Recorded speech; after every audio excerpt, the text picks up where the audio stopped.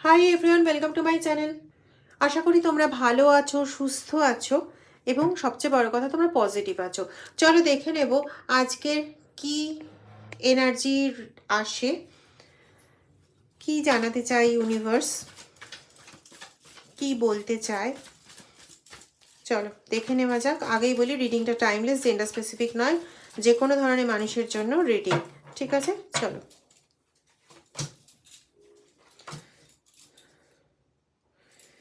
তোমাদের কাছে না বর্তমানে জীবনটা মনে হচ্ছে যে প্রচণ্ড একটা ভারাক্রান্ত অধ্যায়, প্রচণ্ড মানসিক অস্থিরতায় তোমাদের এই মুহূর্তে জীবন কাটছে এবং জীবন প্রচণ্ড বাধাগ্রস্ত।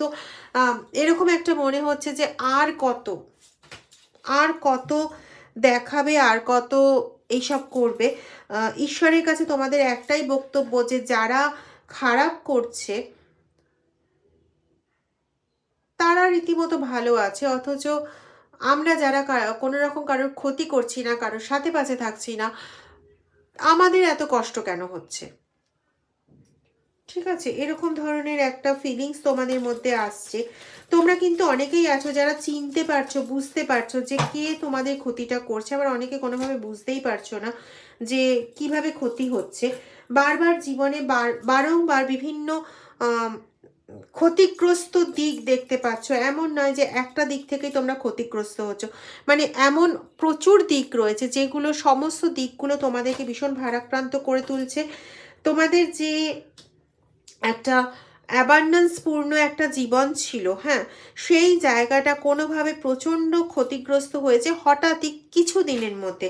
সেটা তোমাদের লাভ লাইফ হোক, সেটা তোমাদের অর্থনৈতিক দিক হোক, মানে মোমেন্ট টু মোমেন্ট তোমাদের এমন পরিস্থিতিগত পরিবর্তন ঘটছে যে তোমরা নিজেরাও বুঝে উঠতে পারছো না যে এটা কিভাবে সম্ভব। মানে এই কিছুদিন আগে এটা ঠিক ছিল, তো আজকে হঠাৎ করে এটা খারাপ হয়ে গেল। আজকে হঠাৎ করে জীবনটা পুরো মানে এমন হয়ে গেল যেন জীবনে আর কোনো ভালো কিছুর অস্তিত্বই নেই। সমস্ত একদম ধুয়ে মুছে সাফ হয়ে গেছে, মানে সমস্ত ভালো কিছু ধুয়ে মুছে সাফ হয়ে গেছে। এতটাই ক্লান্তকর অধ্যায়ের সম্মুখীন হয়েছো তোমরা, যেখানে ভালো কিছু পাচ্ছই না। মনে হচ্ছে যেন জীবন তোমাদের নিয়ে কন্টিনিউ মজা করে যাচ্ছে। আসলে জীবন তো মজা করছে না, তোমাদের জীবনটা এরকম একটা মজাময় পরিস্থিতির মধ্যে ক্রিয়েট করে দিচ্ছে অন্য কেউ, কোনো রকম অ্যাক্টিভিটির মাধ্যমে, কোনো তন্ত্রমন্ত্র যন্ত্রের মাধ্যমে। ঠিক আছে, তোমরা কালী মন্দিরে গিয়ে একটু পুজো দিয়ে এসো।